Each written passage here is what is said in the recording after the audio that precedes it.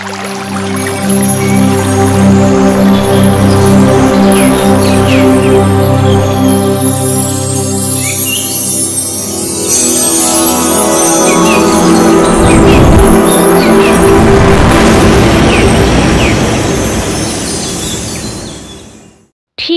এভাবেই আলোচনা হয়েছিল বিজ্ঞানের।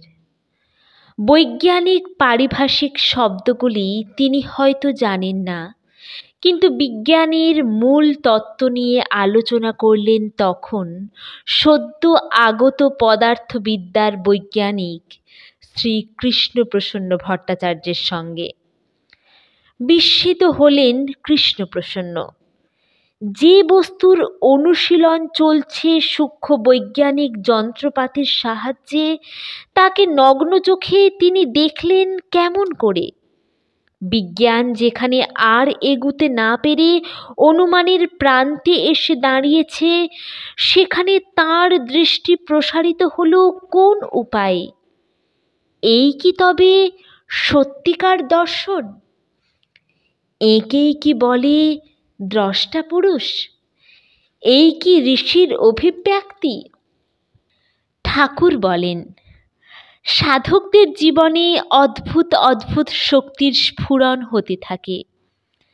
তাঁদের জীবিতকালে যে শক্তির বিকাশ দেখা যায়, জীবনাবসানের সঙ্গে সঙ্গেই তা যায় লোপ পেয়ে। সাধারণ মানুষ তার ফল থেকে হয় বঞ্চিত, কিন্তু তাকে যদি বৈজ্ঞানিক যন্ত্রপাতির সাহায্যে ধরে রাখা যায়, সৃষ্টি করা যায় সাধনলব্ধ শক্তির অনুরূপ প্রতিক্রিয়া, তবে তার প্রত্যক্ষ ফল থেকে মানুষ কোনো দিনই হবে না বঞ্চিত। বৈজ্ঞানিকগণ যদি যুগপৎ সাধক হন, তবেই সম্ভব হবে এ অসাধ্য সাধন। এই আদর্শ সম্মুখে রেখে গড়া হয়েছিল আশ্রমের বিশ্ববিজ্ঞান কেন্দ্র। পদার্থবিদ্যা, গণিত শাস্ত্র, রসায়নবিদ্যা, মনোবিজ্ঞান, জীববিদ্যা, শারীরবিদ্যা, চিকিৎসাবিদ্যা, সর্বপ্রকার বিজ্ঞানই তাঁর প্রতিভার গূঢ় পরিচয়। সহজ অন্তর্দৃষ্টি বৈজ্ঞানিকদের কাছেও একটা বিরাট বিস্ময়। ঠাকুর মৃত জীবের দেহে প্রাণ সঞ্চার করেছিলেন। তাঁর অনুগামী একনিষ্ঠ ভক্তগণও মৃতপ্রায় ব্যক্তির মধ্যে জীবনী শক্তি সঞ্চার করতে সমর্থ হয়েছেন বহু ক্ষেত্রে। অনুরাগ বিধৃত তীব্র জপ ধ্যানের ফলে সাধকের মধ্যে জীবনী শক্তি উপচে ওঠে এবং তড়িৎ সঞ্চালনের মতো তা অন্য দেহ স্পর্শ করে সঞ্চারিত করে দেওয়া যায়। এ পদ্ধতিতে পরীক্ষা করে সাফল্য অর্জন করা হয়েছে বহু ক্ষেত্রে। তীব্র তপশ্চর্যার ফলে দর্শনেন্দ্রিয় এবং শ্রবণেন্দ্রিয় হয়ে ওঠে অত্যধিক স্পর্শপ্রবণ, যার ফলে ঘটে দূরদর্শন ও দূরশ্রবণ।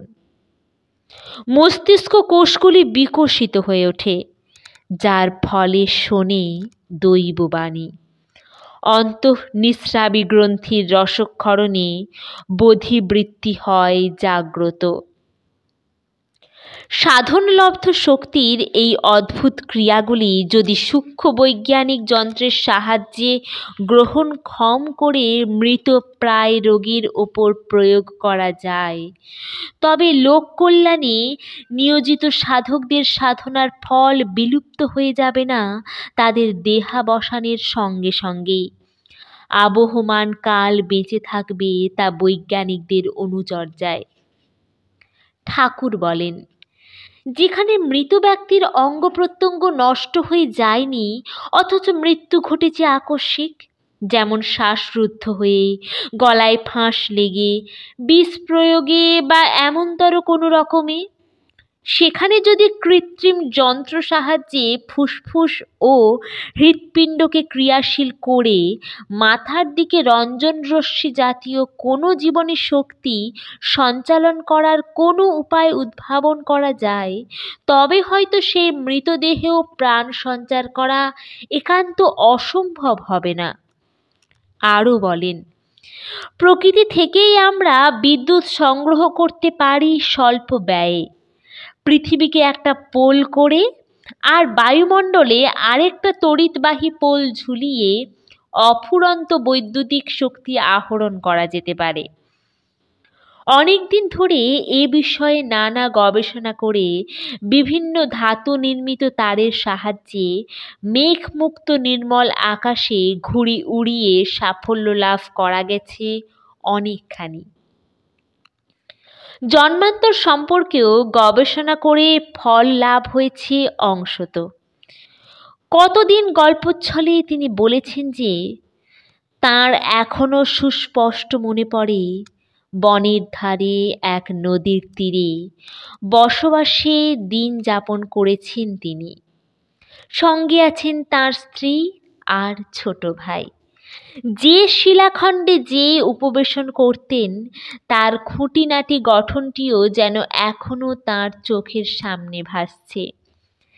যে বৃক্ষমূলে কুটিরটি রচনা করেছিলেন তার ছবিটি যেন এখনো দেখতে পান।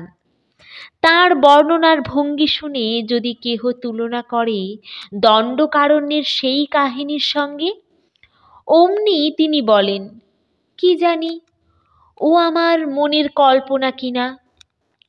আবার কখনো হয়তো তাঁর মনে পড়ে এক সুরম্য অট্টালিকায় রাজাসনে সমাসীন তিনি। সেই অট্টালিকার গম্বুজটি পর্যন্ত সোনার পাত দিয়ে মোড়া। তিনি যেন প্রত্যক্ষ করে বলতে থাকেন, প্রজাগণ তাকে শুধু রাজার মতো মান্য করে না, ভগবানের মতো পূজা করে। এ কি মথুরার রাজ সিংহাসন, কি দ্বারকার রাজপ্রাসাদ। ভক্তগণের উৎসুক আগ্রহ সুস্পষ্ট ঘোষণা শুনতে ব্যাকুল হয়ে ওঠে। প্রত্যুত্তরে রহস্যময় মধুর একটু হাসির বিজলি রেখা তার অনিন্দ সুন্দর ওষ্ঠ প্রান্তকে রঞ্জিত করে রাখে। সব কিছু আছে, থাকে অস্পষ্ট কুয়াশাচ্ছন্ন। শুধু সুস্পষ্ট ঘোষণা করলেই কি হবে তা মীমাংসিত? তাকে যাচাই করে ছিন্ন সংশয় হবার প্রামাণ্য সূত্র মিলবে কোন প্রক্রিয়ায়?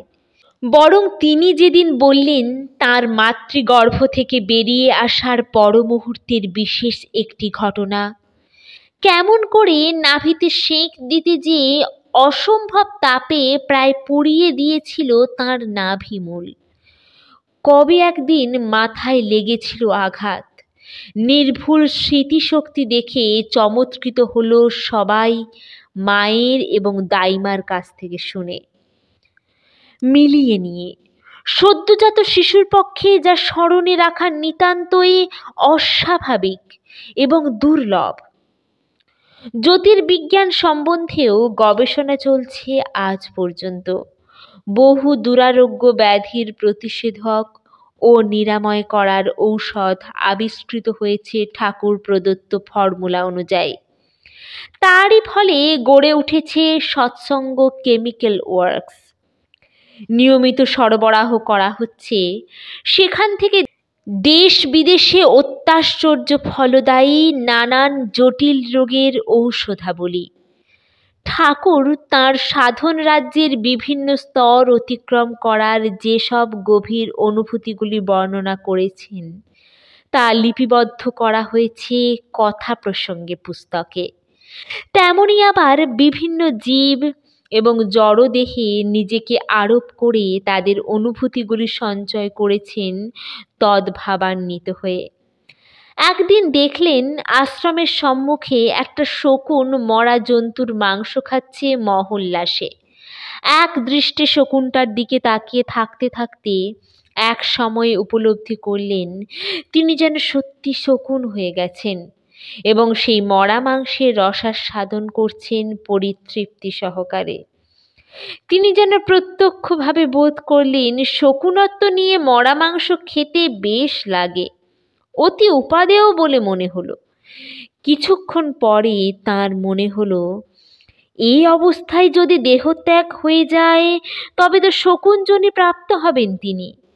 যেমনই মনে হওয়া অমনি আত্মস্থ হয়ে নিজের দেহে ফিরে এসে সুস্থ হলেন তিনি। আরেক দিনের ঘটনা।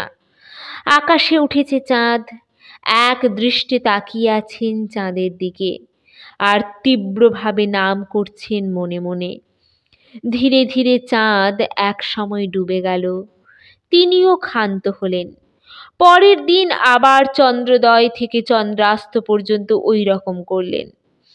তারপরের দিনও ঠিক অমনতর, এবং আরো কয়েকদিন চলল অমন ধারা। হঠাৎ একদিন মনে হলো তিনি যেন চাঁদের দেশে চলে গেছেন। ভারী স্ফূর্তি হলো। আনন্দে একটা লাফ দিতে যেয়ে দেখলেন অনেকটা উঁচুতে অনায়াসে উঠে গেছেন। ওখানের গাছপালাগুলি যেন মনে হচ্ছে অসম্ভব রকম লম্বা। ওখানে উদ্ভিন্ন হয়ে ওঠার বাধা যেন অপেক্ষাকৃত কম। সে কি চন্দ্রলোকের মাধ্যাকর্ষণ শক্তি পৃথিবীর অপেক্ষাকৃত কম বলেই কিনা কে জানে। আরেকদিন কাশীপুরের পথ দিয়ে হেঁটে আসছেন, মনে মনে খুব নাম করছেন। নাম করতে করতে সূর্যের দিকে তাকাতেই মনে হলো এই সূর্যের ভিতর দিয়েই যে তিনি একদিন এই দুনিয়ার বুকে নেমে এসেছেন। মনে পড়ল তাঁর নেমে আসার পথ বেয়ে স্তরে স্তরে তাঁকে স্বাগত সম্বর্ধনা জানাবার জন্য দাঁড়িয়েছিলেন দেবতা মণ্ডলী। বিজ্ঞানের নানা আলোচনার প্রসঙ্গে হঠাৎ তিনি নিজের হাতের তালু ঘষে বলে যেতে লাগলেন, অণুপরমাণুর চেয়েও ছোট ছোট আলোর কণার ছুটে ছুটে ঘুরে বেড়াবার কথা। সেখানে উপস্থিত শিক্ষিত বৈজ্ঞানিকগণ তাদের অধীত বিদ্যার সঙ্গে মিলিয়ে নিয়ে ভাবত, ইলেকট্রন ও কোয়ান্টামবাদ যা বিজ্ঞানে পড়েছিলেন তাঁরা, চাক্ষুষ প্রত্যক্ষ করেননি কোনোদিন, অনুমানের উপর যে বিজ্ঞানবাদ রচিত তার সেই সূক্ষ্ম জ্যোতিকণাগুলি ইনি দেখছেন কেমন করে। বিজ্ঞানের তত্ত্বালোচনার সঙ্গে সঙ্গে পরীক্ষারও নানা সূত্র ধরিয়ে দিতেন তিনি। কাচের বোতলে কেমন করে রোদ ধরে রাখা যায় তার উপায়, এক জাতীয় জীব, জন্তু বা ফলকে কাচ পাত্রে রেখে কৃত্রিমভাবে অবস্থা নিয়ন্ত্রণের ভ্রূণাবস্থা থেকে কিভাবে কিরূপ শক্তি প্রয়োগে অন্য জাতীয় জীব, জন্তু বা ফলে রূপান্তরিত করা যেতে পারে, এমনতর গবেষণার নব নব সূত্র ধরিয়ে দিতেন তিনি। দূরে একটা বেল গাছের ডালের দিকে এক দৃষ্টি চেয়ে থাকতে থাকতে হঠাৎ মট করে গোটা ডালটা ভেঙে গেল। এর থেকে তৈরি হলো জীবনী শক্তি পরিমাপক একটি যন্ত্র। দেখা গেল রেশমের সুতায় ঝোলানো অভ্রের একটা হালকা নল শুধু এক দৃষ্টি চেয়ে থাকলে নড়ে ওঠে। এতে প্রত্যক্ষভাবে পাওয়া গেল যে একাগ্র দৃষ্টি দূরস্থ বস্তুর উপরেও স্থূল প্রভাব বিস্তার করতে পারে।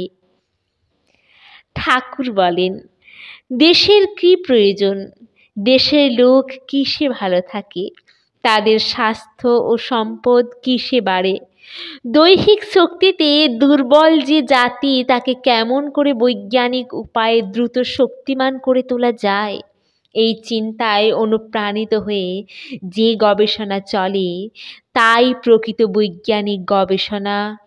আর্য ধর্ম তাই। দেশের লোকের অনুসন্ধিৎসা না বাড়লে বৈজ্ঞানিক শিল্প উদ্ভাবিত হয় না। দেশ ভোগ প্রবণ হয়ে ওঠে, আর ভোগ বিলাসী মৃত্যুর আমন্ত্রক। বিজ্ঞান নিজেই অমৃতের পথ প্রদর্শক। বিজ্ঞানই দেখিয়ে দেয় আমরা কি করে সুখে থাকব। তাই ধর্ম নিজেই বিজ্ঞানকে আমন্ত্রণ করে।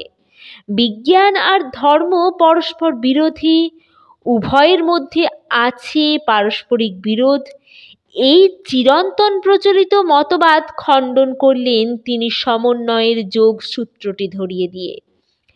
এই সময়ে এলেন শ্রী প্রশান্ত মহলানবিশ, শ্রী জ্ঞান ঘোষ, শ্রী সত্যেন বসু এবং আরও কয়েকজন বৈজ্ঞানিক। বিজ্ঞান সম্বন্ধে ঠাকুরের অদ্ভুত জ্ঞান দেখে তাঁরা চমৎকৃত হলেন। আশ্রমের নানাবিধ কর্মপ্রতিষ্ঠানের কথা শুনে আরও মুগ্ধ হলেন এবং বিস্মিত হলেন জেনে যে আশ্রমের এত সব অট্টালিকা, পথ ঘাট যা কিছু সব গড়ে উঠেছে আশ্রমবাসী নরনারীদের নিজেদের শ্রম এবং কর্ম নৈপুণ্যে। দিবারাত্রি অবিশ্রান্ত প্রচেষ্টায় গড়ে উঠেছে এই আশ্রম, এবং ঠাকুর একাদিক্রমে 6 মাসাধিক কাল বিনিদ্র থেকে প্রতি মুহূর্তে জুগিয়ে গেছেন কর্মীদের মধ্যে উদ্দীপনা। অর্থ নেই, আহার্য জোটে না, প্রতিবেশীর প্রবল বিরুদ্ধতা, নিন্দা, অপযশ, তারই মধ্যে গড়ে ওঠা এই আশ্রমের প্রাণ শক্তি যিনি জুগিয়ে গেছেন, তার কার্যকলাপ মানবীয় নয়, দৈবী। প্রশান্তবাবু সব শুনে বললেন, কবির সঙ্গে একবার ঠাকুরের যোগাযোগ হওয়া প্রয়োজন। প্রত্যক্ষ যোগাযোগ ঘটার সুযোগ ঘটেনি, কিন্তু সাহিত্যের মাধ্যমে স্থাপিত হয়েছিল যোগসূত্র।